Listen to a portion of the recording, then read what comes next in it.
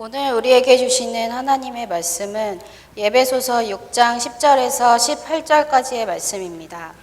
신약성경 317면에 있습니다. 다 찾으신 줄 알고 제가 봉독하겠습니다. 끝으로 너희가 주 안에서와 그 힘의 능력으로 강건하여지고 마귀의 관계를 능히 대적하기 위하여 하나님의 전신갑주를 입으라. 우리의 씨름은 혈과 육을 상대하는 것이 아니요 통치자들과 권세들과 이 어둠의 세상 주관자들과 하늘에 있는 악의 영들을 상대함이라.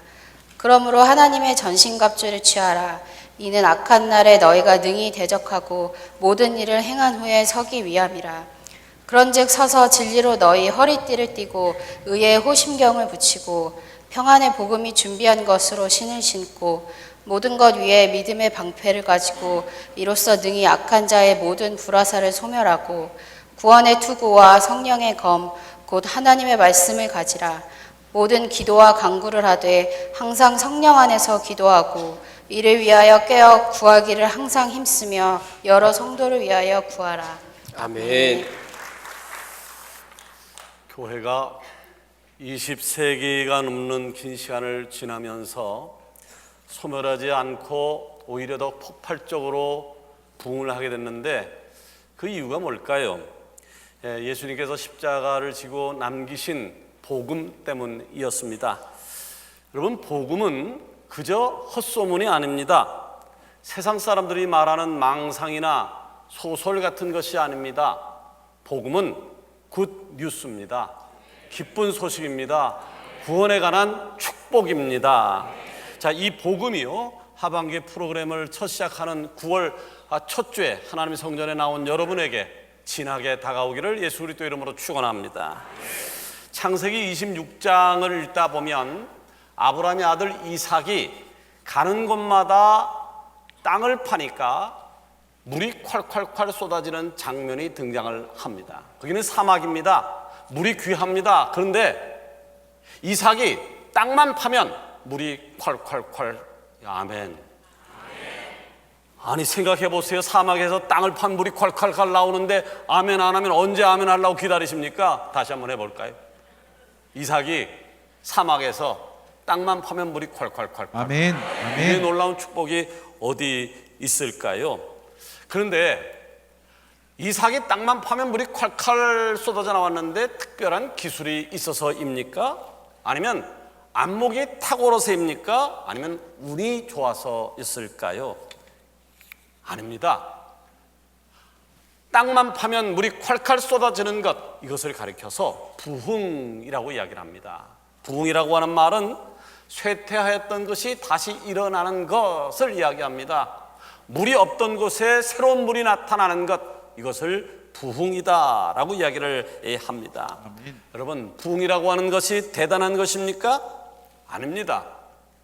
과거에 부흥이 일어났다라고 하면 오늘도 부흥이 일어날 것이고 오늘 아멘. 부흥이 일어나면 내일도 부흥이 일어날 아멘. 줄로 믿습니다. 아멘. 성경에 기록되어져 있는 수많은 하나님의 사람들이 하나님과 동행했던 것처럼 우리도 복음을 통하여 하나님과 동행하면 여러분의 삶에 부흥이 일어납니다. 여러분의 가정에 부흥이 일어납니다. 우리 서강교회 부흥이 일어날 줄로 믿습니다. 아멘. 유교의 뿌리가 깊었던 우리나라에 복음이 처음 들어왔어요. 복음이 처음 들어왔을 때 사람들은 이 복음을 역병과 같다라고 하는 얘기를 했습니다. 그만큼 강한 힘을 가지고 퍼져나가기를 시작했다라고 하는 이야기입니다. 바로 이 복음이 한국 땅 전역을 뒤덮었습니다. 자, 물론 그로 인해서 수많은 핍박이 있었어요. 위기도 있었지만 복음의 불씨는 사라지지는커녕 더 폭발적으로 전파되었습니다. 그리고 이 복음은 이 땅을 회복시키며 이 나라를 강한 나라로 성장시키는 데 굉장히 큰 도움의 역할을 했습니다.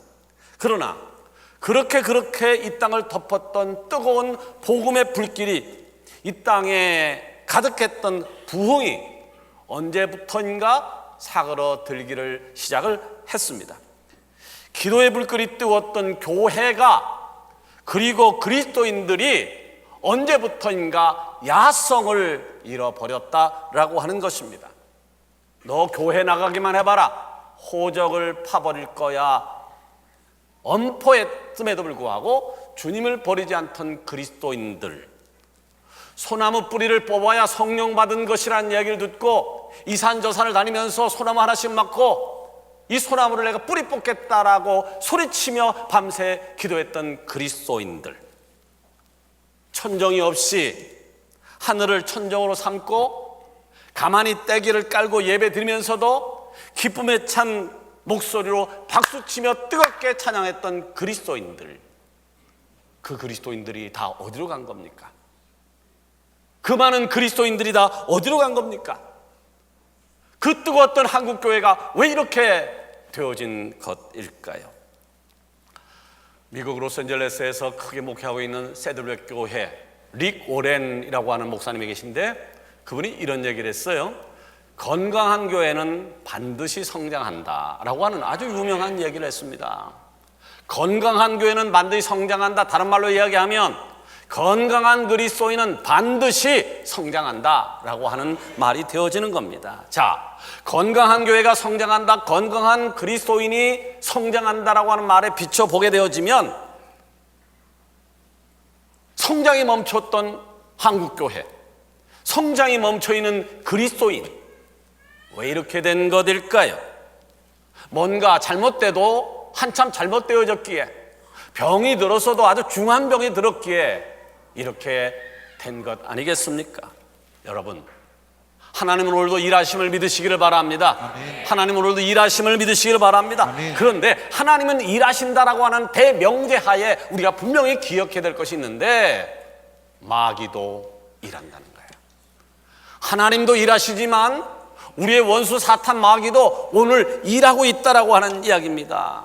마귀는요, 일을 하면서요 끝까지 우리의 부흥을 가로막고 방해하고 있다는 사실을요, 여러분의 심령이 부흥하는 것을, 우리 교회가 부흥하는 것을 끝까지 방해하고 막고 있다는 것을요, 오늘 말씀을 통해서요 악한 권세가 판치는 이 세상에서 예수 그리스도의 복음이 어떻게 선포되어지고 그리고 부흥을 경험할 수 있는지 생각해 보려고 하는데, 마음의 문을 열고 주님의 음성을 듣는 축복의 시간이 되기를 원합니다. 자, 우리는 반드시 부흥해야 됩니다. 아멘. 우리는 반드시 부흥해야 됩니다. 아멘. 자, 우리가 부흥하기 위해서 우선적으로 해결해야 될 것이 있습니다. 그것은 첫 번째로는요, 악한 권세와의 싸움에서 이겨야 한다라고 하는 거예요. 악한 권세와의 싸움에서 이겨야 된다. 자, 오늘 읽은 본문은요, 옥중에서 에베소 교인들에게 보낸 사도 바울의 서신입니다. 에베소라고 하는 지역은요, 에게 연안에 위치하고 있어서 아주 교통의 요지였습니다. 이러한 여러 이점으로 에베소는요, 주변에 230개 이상의 지역과 무역을 하는 상업도시로 자리를 잡고 있었습니다. 자, 에베소는 분명히 번영한 도시였지만 한 가지 커다란 문제가 있었습니다. 여러 지방 사람들이 모이는 요지이다 보니까 온갖 이방 종교들이 집결한 우상의 도시가 되었습니다.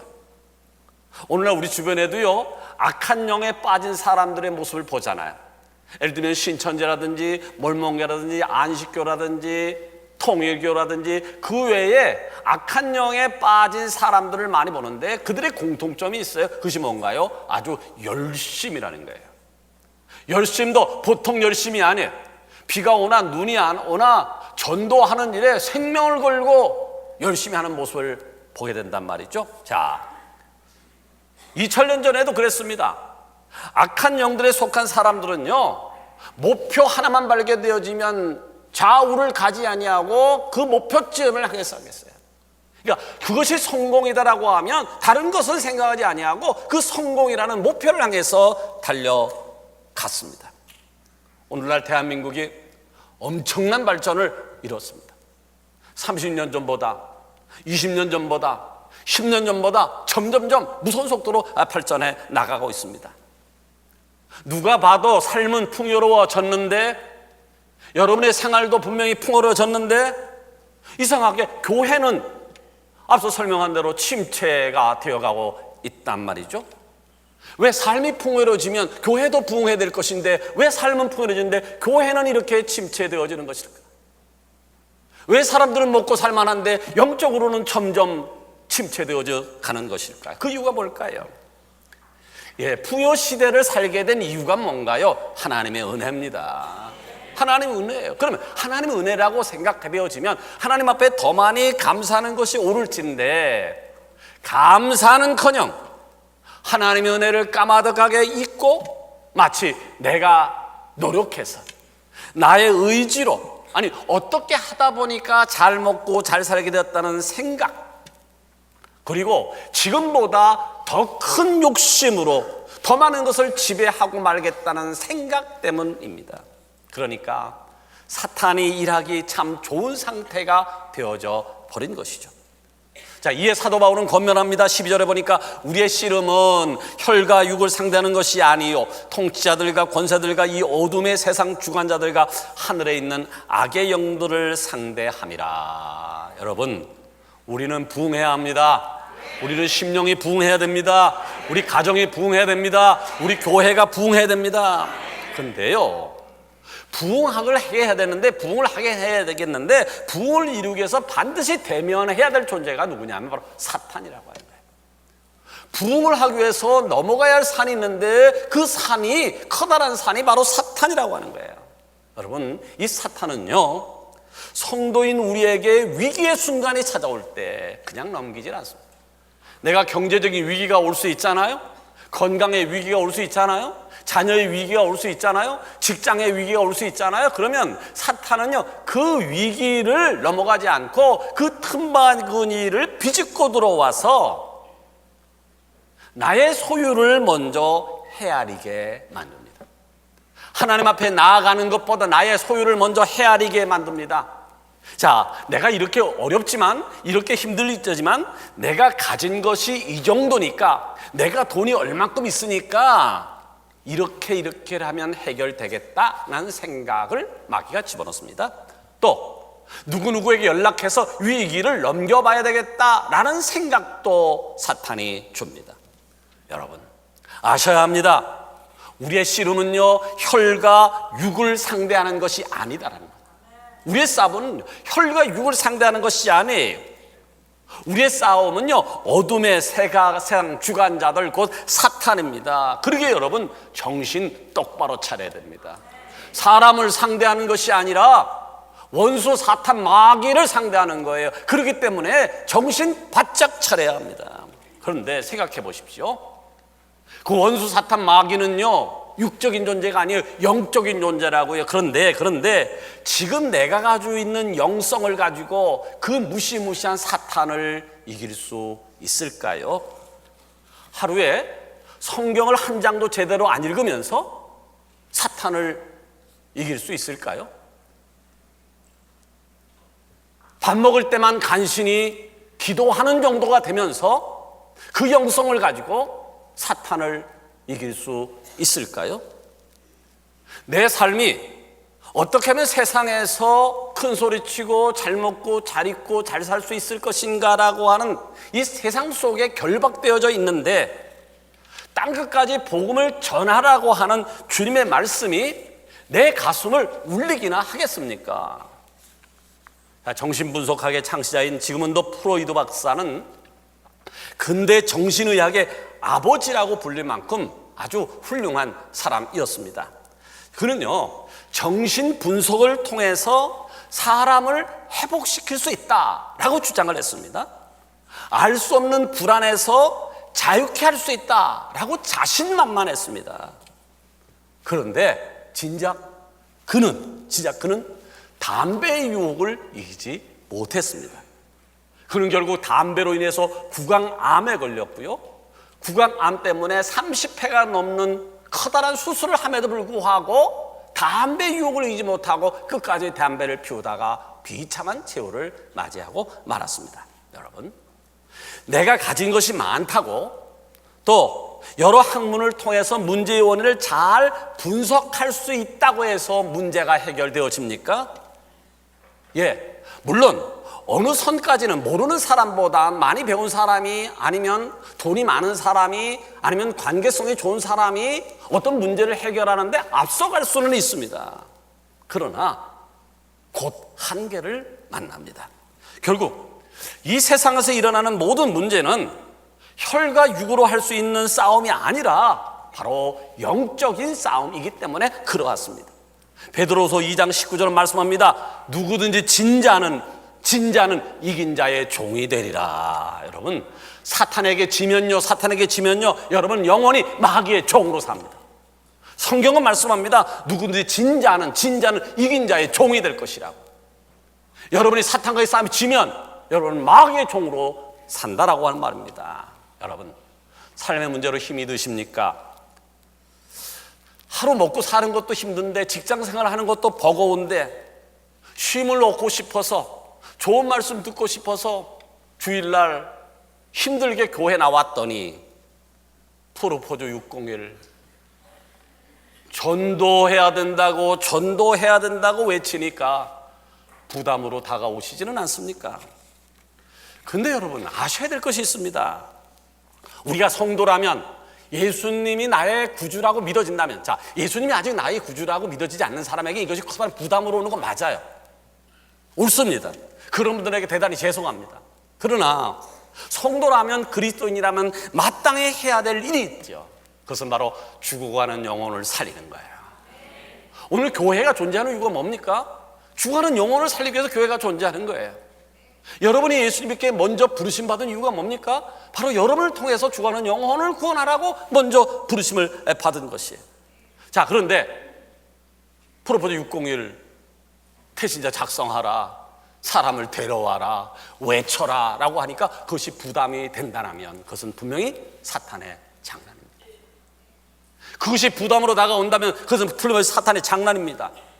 악한 권세의 싸움에서 승리함으로 주님께서 맡겨주신 지상명령을 잘 감당하는 축복이 오늘 3부 예배드린 여러분 가운데 있어지기를 원합니다.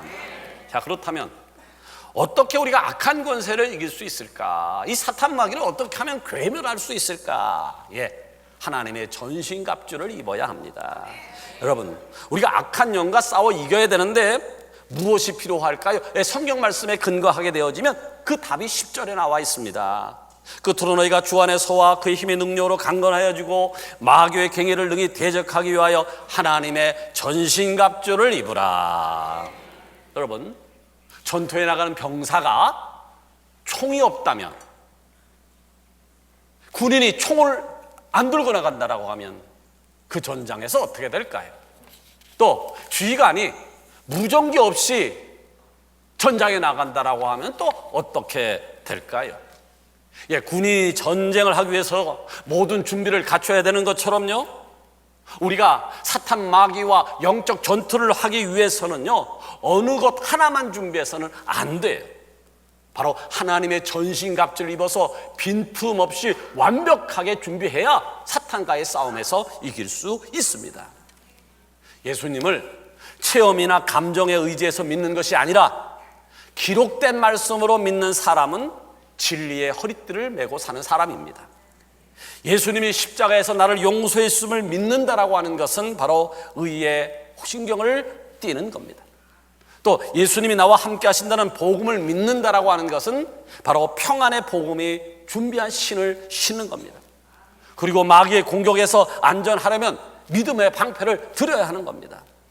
구원의 투구를 쓰고 있는 사람은 마귀가 죽음으로 우리를 치려할 때도 흔들 수 없는 담대한 사람이 되어집니다. 자, 이 모든 것이 준비된 사람은 성령의 검을 들고 비로소 마귀를 싸워 이길 수 있습니다. 그렇기 때문에 우리는 반드시 하나님이 주시는 전신갑주를 입어야 될 줄 믿습니다.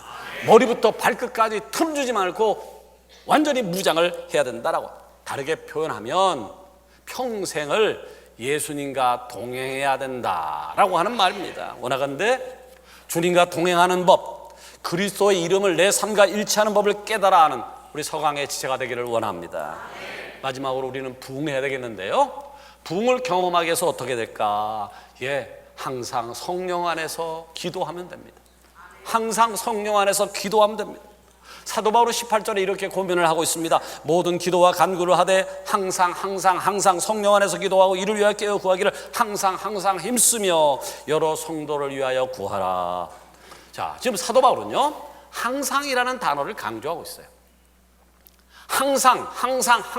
왜 사도 바울은 이렇게 항상이라는 단어를 강조하고 있는 것일까요? 이유인즉 우리가 하나님의 전신갑주를 입고 하나님과의 전신갑주를 입고 사단과의 싸움에서 한 번 승리했다고 해서 모든 것이 끝이 아니다라고 하는 얘기입니다. 여러분, 안타깝지만 사탄과의 싸움은요, 내가 하나님 나라 갈 때까지 아니면 주님이 이 땅에 오시는 날까지 계속되어진다는 사실을 기억해야 됩니다. 그러기에 성도에게 큰 무기인 기도 생활이 무너지면 안 되죠. 기도 생활이 무너지게 되어지면요, 한 번은 이길 수 있어요. 두 번까지 이길 수 있어요. 그러나 세 번부터는 이기지 못합니다. 그런 사람은 무너질 수밖에 없습니다. 17세기 미국의 대표적인 신학자이자 철학자인 조나단 에드워즈는 기도에 대해서 이렇게 이야기를 했습니다. 성도에게 영적 전투는 기도하기 싫어하는 자신의 본성과의 싸움이다. 사단도 이를 잘 알고 있기에 기도를 더욱 방해한다. 그러니 성령의 은혜를 구하며 더욱 전력으로 기도하기를 힘써야 한다라고 얘기를 했습니다. 여러분, 기도는 하나님이 우리에게 주신 특권이자 선물임을 기억하시기를 바랍니다. 하나님이 우리에게 주신 특권이에요. 굉장한 선물이에요. 하나님이 주신 특권, 이 선물을 왜 사용하지 않으십니까? 왜 이 특권을 사용하지 않으십니까? 여러분, 기도하시기를 바랍니다. 기도하시기를 바랍니다. 기도하시되 성령 안에서 깨어 기도하시기를 바랍니다. 이것이 주님 오시는 그날까지 악한 영의 권세와 싸워 승리하고 부흥할 수 있는 유일한 해결책임을 믿으시기를 바랍니다. 이제 말씀을 맺으러 갑니다. 아침 저녁이 되니까 찬바람이 불어오더라고요. 가을이 되었구나 라고 하는 것을 실감합니다. 여러분, 이 좋은 계절에 여러분의 삶이 부흥 있기를 원합니다. 여러분의 가정이 부흥 있기를 원합니다. 여러분의 기관과 목장과 부서가 부흥 있기를 원합니다. 아멘. 특별히 기도에 부흥 있기를 바랍니다. 아멘. 찬양에 부흥 있기를 바랍니다. 아멘. 헌신에 부흥 있기를 바랍니다. 아멘. 아멘에 부흥 있기를 바랍니다. 아멘. 오늘 오후부터 이제 집회가 열리게 되어져요. 이 집회 때 여러분 아멘이 부흥되기를 바랍니다. 이 집회 아멘이 부흥되기를 원합니다. 아멘. 아멘을 좀 더 크게 하면 안 돼요? 뭐라 그래요, 누가? 자, 아멘이 부흥되기를 바랍니다. 아멘. 처음부터 이러면 서로 좋잖아요. 자, 다시 한번 아멘이 부흥되기를 바랍니다. 아멘. 아멘이 부흥되기를 바랍니다. 아멘. 이 부흥된 아멘으로 집회에 은혜 받아서 하나님 앞에 영광 나타나는 우리 서강 지체가 다 되어지기를 살아계신 예수님의 이름으로 축원합니다. 아멘. 기도하십시다.